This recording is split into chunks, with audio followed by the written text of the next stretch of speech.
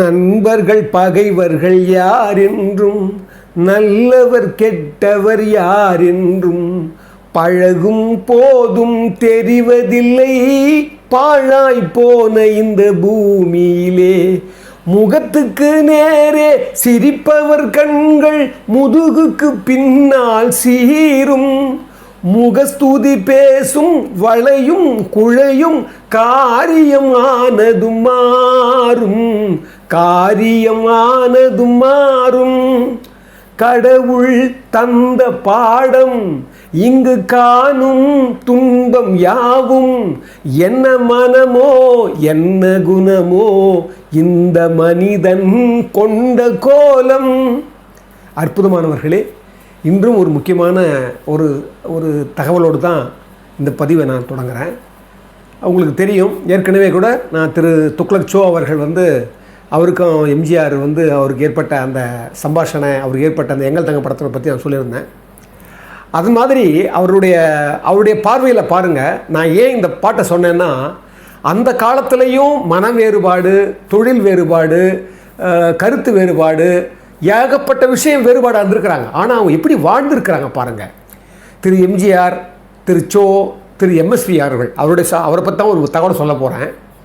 பாருங்கள், அந்த கலைஞர்களெல்லாம் எவ்வளோ பெரிய மாண்பு கொண்டிருக்காங்க பாருங்கள். இன்றைக்கி பாருங்களேன், ஒருத்தர் பெரிய அமைச்சர், ஒரு அரசியல் திமிங்கலாம், நாக்கு அறுப்பேன்னு சொல்கிறார், நாக்கு அறுப்பேன் அப்படின்றார். ஒரு பெரிய மத்திய மந்திரியை நாக்கு அறுப்பேன் அப்படின்றாரு. அது மாதிரி இங்கே பார்த்தீங்கன்னா அண்ணா சாலைக்கு வாங்குறாங்க, இங்கே அறிவாலயத்துக்கு வாங்குன்றாங்க. இங்கே பார்த்தீங்கன்னா அரசியலுடைய மாண்பே போயிடுச்சு. அந்த வகையில் பாருங்கள், அன்னைக்கு திரு துக்ளக் சோவை பற்றி பேசுனது இல்லையா, 1970களில் தான் அவர் ஆரம்பிக்கிறார் துக்ளக்கு. அது ஆரம்பித்த 2 ஆண்டுகளுக்குள்ளே அவர் தன்னுடைய பத்திரிகையில் எல்லாரையும் விமர்சிக்கிறார். அதாவது கிண்டல் கேலி. உங்களுக்கு தெரியும், அவர் பத்திரிகையில் அவர் ஏற்கனவே சொன்ன பாருங்கள், அவரை பற்றி ஒரு இன்டலெக்சுவல் கூண்டா அவர், அதாவது ஒரு குண்டாஸ், அந்த அறிவுஜீவி குண்டாஸ் அவர். அதாவது அந்த மாதிரி ஒரு காலத்தில் கூட திரு எம்ஜிஆர் அவளை எப்படி அவங்களுக்குள்ள அந்த நட்பை வளர்த்துருக்காங்க பாருங்கள். இப்போ உதாரணத்துக்கு முகமது பின் துக்ளக்னு ஒரு படம் எடுத்தார். அது அவர் தான் டேரக்டர். ஒரு நாடகம் நடத்தினார்.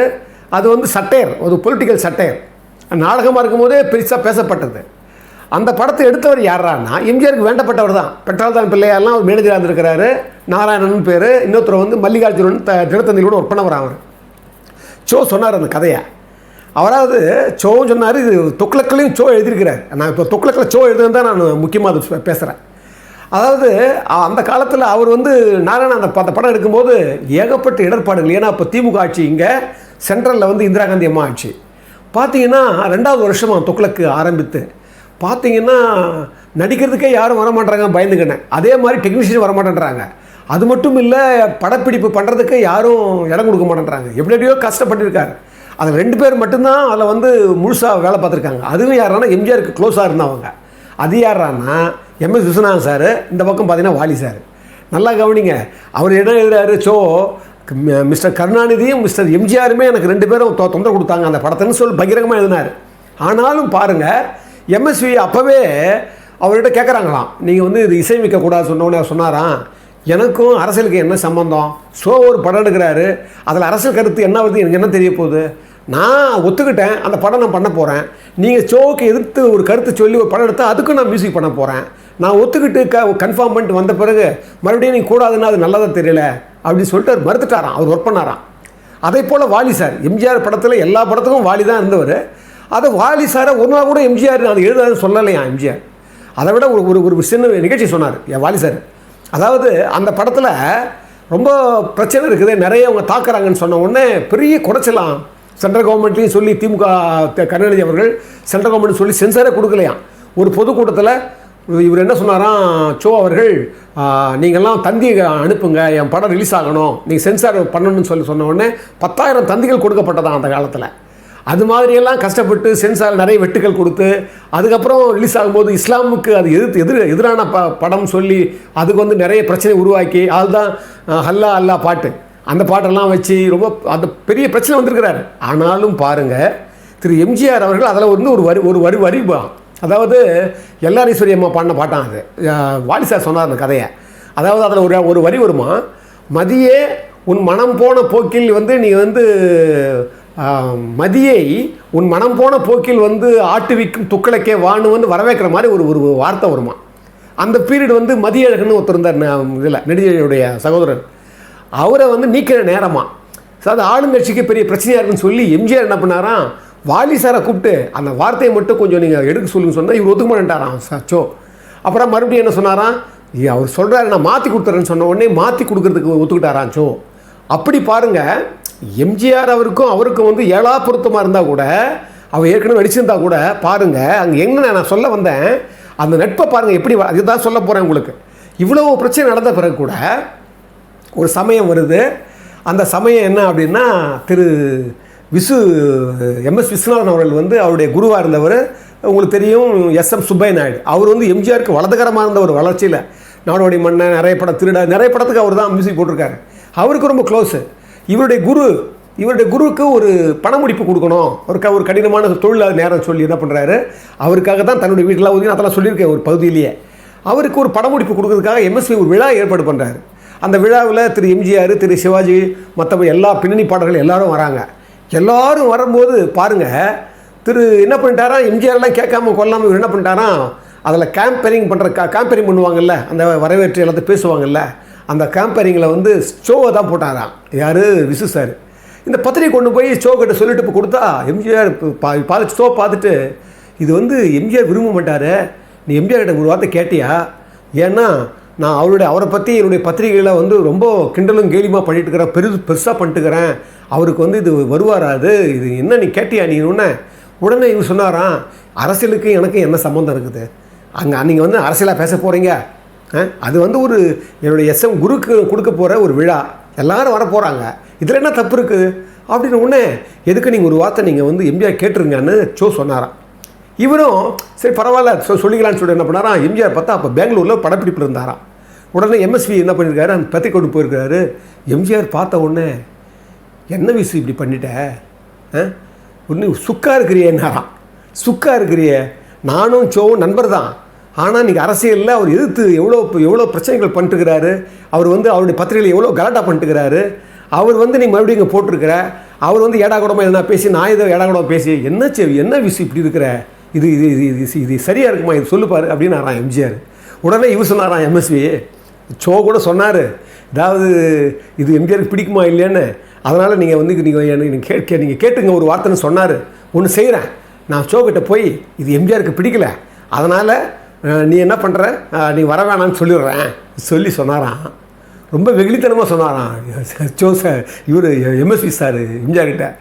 எம்ஜிஆர் ஹார்மோனியத்தை தவிர ஒரு சுக்கும் தெரியல உனக்கு அப்படின்னாராம். இப்படியே சொன்னாராம், ஹார்மோனியத்தை தவிர பாட்டை தவிர ஒரு சுக்கும் தெரியல உனக்கு விசு, இப்படி போய் நீ சொன்னேன்னா என் பேர் தானே கேடும். அவர் வந்து இப்போ நான் இப்படி சொன்னால் என்ன ஆகும், தப்பாக போயிடாதா, சரி விழா நடத்து, வரட்டும், நான் பார்த்துக்கிறேன்னு சொல்லி இவர் அனுப்பிச்சிட்டாராம். இதை பாருங்கள், இதை ஷோவும் சொன்னார், வாலி சார் நேரில் சொன்னார். ஷோ வந்து துக்ளக்கில் எழுதியிருக்கிறாரு, இது வாலி சார் நேரில் சொன்னார். இந்த மாதிரி ஒரு நிலைமையில் விழா நடக்குதுங்க. பாருங்கள், விழா நடக்குது. அந்த விழாவில் எடுத்த உடனே எம்ஜிஆர் வந்து உட்கார்றாரு, ரசிகர்கள் எல்லோரும் கை தட்டுறாங்க, சுப்பைய நாயுடு எல்லாம் மேடையில் இருக்கிறாங்க. உட்காந்த உடனே இவர் ஷோ தான் வரவேற்பு கொடுக்குறாரு. எடுத்த உடனே சொன்னாராம், இது வாத்தியார் விழா அப்படின்னாராம். ஒரே கிளாப்ஸ் தான், எல்லாம் பயங்கரமாக அடிக்கிறாங்க. வாத்தியார் விழான்னா எம்ஜிஆர் தான் சொல்கிறாருன்னு. உடனே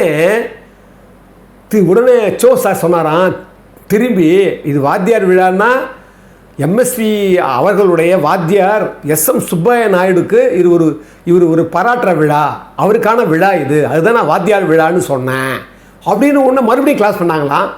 உடனே ஷோ தப்பாட்டுக்கு போகிறாரு எம்ஜிஆர்னு சொல்லி திரும்பி, சரிதானா வாத்தியார சரிதானா, வாத்தியார சரிதானான்னாராம். அவர் திரும்பி ஒன்று எம்ஜிஆர் என்ன பண்ணாராம், எழுந்து அந்த கையை தட்டி சொன்ன உடனே அப்படியே விழா களை கட்டிடுச்சான். எல்லோரும் கிளாப் பண்ணாங்களாம் அந்த விழாவில். அது சொல்கிறார் ஷோ சார், அதாவது அந்த விழாவில் அப்படியே களை கட்டுச்சு. நான் எதுக்கு சொல்ல வரேன்னா, பண்புடைமையில் வைப்பார். பண்புடைமையில் 5வது குறளை சொல்லும், நகையுள்ளும் இன்னாது இகழ்ச்சி, நகையுள்ளும் இன்னாது இகழ்ச்சி, பகையுள்ளும் பண்புல பாடறிவார் மாட்டு. அற்புதமான குறள். அதாவது ஒரு நண்பர்கள் மத்தியில் கூட வந்து ஒரு நகையாக பேசக்கூடாதான், அது கூட வந்து தப்பாக போயிடுமா. அதை போல பகையுள்ளும் பண்புல பாடறிவார் மாட்டேன்னா, ஒரு பகை உள்ள கூட ஒரு பண்பு இருக்குமா, அவங்க அந்த பகை, அதுதான் அந்த உண்மையான ஒரு பண்பாளர்கள் சொல்லுவாங்க. அதுதான் திரு எம்ஜிஆர், அதுதான் அந்த காலத்து வாழ்ந்தவங்க எல்லாம். அதுலேயே இன்னொரு குறள் சொல்லுவார், நன்றாற்றார் ஆகி நயமில செய்வார்க்கும் பண்பாற்றார் ஆதல் கடை அப்படின்னுவார்.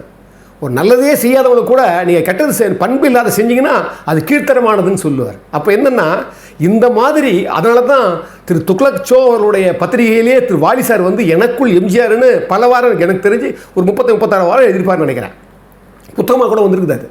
அதாவது பாருங்கள், நான் ஏன் சொல்கிறேன்னா, அவருக்கும் பிடிக்கல. எம்ஜிஆருக்கு அவருக்கு உண்மையிலே வந்து ஒரு நண்பர் இல்லாமல் போயிருந்தா தன்னுடைய பத்திரிகையில் வாலி சார் இப்போ சமீபத்தில் அவரெல்லாம் மறந்த பிறகு எனக்குள் எம்ஜிஆர்னு வாலி சார் ஒரு தொடரை எழுதினார். அதெல்லாம் சொன்னேன் நான். முகத்துக்கு நேரே சிரிப்பவர் கண்கள் முதுகுக்கு பின்னால் சீரும், முகஸ்துதி பேசும் வளையும் குழையும் காரியமானதும் மாறும். ஏன்னா இன்றைக்கி இருக்கிற நட்பு, இன்றைக்கி இருக்கிற எல்லாமே எப்படி தான் இருக்குது. ஆனால் இங்கே பாருங்கள் எப்படிப்பட்ட மேதமைகள். அதனால தான் எம்எஸ்வி பற்றி சொல்கிறார், மகா மேத. ஆனால் அவருக்கு அந்த இந்த ஹார்மோனியத்தை தவிர, பாட்டை தவிர ஒன்றுமே தெரியாது. ஆனால் அதுதான் அவருடைய நேர்மைன்னு திரு சோ அவர்கள் குறிப்பிட்டிருக்காரு. அதே போலவே எம்ஜிஆர் எவ்வளவுதான் அவருக்கு வந்து பகைமையை என்னதான் விமர்சனம் பண்ணாலும், பகைமையை என்னதான் பண்ணாலும் அவர் வந்து பாராட்ட வேண்டியதில் பாராட்டுவார். அதே போல் அதையே எடுத்துக்க மாட்டார். ஒரு காலத்தில் பழகினாங்க பாருங்கள், நன்றி விசுவாசம் இருந்தது பாருங்கள், அதையே தான் அது நினைப்பார். அதனால தான் திரு எம்ஜிஆர், திரு சோ அவர்கள் எவ்வளவோ விமர்சனம் பண்ணால் கூட இன்னும் கூட சோ அவர்கள் எம்ஜிஆரை பற்றி சொன்ன விஷயம் நிறைய இருக்குது. அடுத்தடுத்து அதெல்லாம் பதிவை நம்ம கொண்டு வரலாம். இவ்வளோ நேரம் இந்த பொறுமையாக இந்த பதிவை கேட்டவங்க எல்லோரையும் வணங்குவதில் நான் பெருமகிழ்ச்சி கொள்கிறேன். அன்புள்ள மிக்கவர்களே, அற்புதமானவர்களே, புரட்சித் தலைவர் மறைந்தும் மறையாமல் இருக்கிற, இன்னும் வாழ்ந்துக்கிட்டு இருக்கிற, இன்னும் வாழப்போகிற திரு எம்ஜிஆருடைய பக்தர்களே, இந்த தமிழ் தீயினுடைய பதிவுகளை கேட்டு நிறைய பேர் எங்களுக்கு வந்து வாழ்த்து தெரிவிக்கிறாங்க, பிளஸ்ஸிங் கொடுக்குறாங்க. சில பேர் அவங்களால முடிந்ததை ஒரு பொருளுதவி தராங்க. எங்களால் மேலும் மேலும் எங்களுக்கு இந்த பொருளுதவி தான் ரொம்ப கடினமாக இருக்குது. ஏன்னா நானும் வந்து, நான் ஏற்கனவே கூட என்னுடைய பதிவுகளை சொல்லியிருப்பேன், நானும் வந்து அந்த நிலையில் இப்போ நான் பொருளாதாரத்தில் இல்லை, இழந்திருக்கிறேன். அதனால் இந்த மேலும் மேலும் நற்பண்புகளையும் இந்த நற்சிந்தனைகளையும் நாம் ஒரு இறைலயமான ஒரு திரு எம்ஜிஆருடைய அந்த வாழ்வியலையும் நம்ம மேலும் மேலும் சொன்னால் தான் அடுத்த தலைமுறைக்கு சரியாக இருக்கும்னு சொல்லி, அதனால் எங்களுக்கு பொருளுதவி தேவைப்படுறதால உங்களுக்கு நிலை உடையவர்கள் கொடுக்கின்ற எண்ணம் உடையவர்கள் இருந்தீங்கன்னா நிச்சயமாக இதை உதவுங்க. அதை நாங்கள் மேலோங்கி வாங்கிக்கி உங்களுக்கு எல்லாருக்காகவும் இந்த உலகத்திற்காகவும் மறுபடியும் இங்கே இருக்கிற எல்லா உயிர்களுக்காகவுமே பிரார்த்தனை பண்ணி இந்த தமிழ்த்தி உங்களை வணங்குகிறது.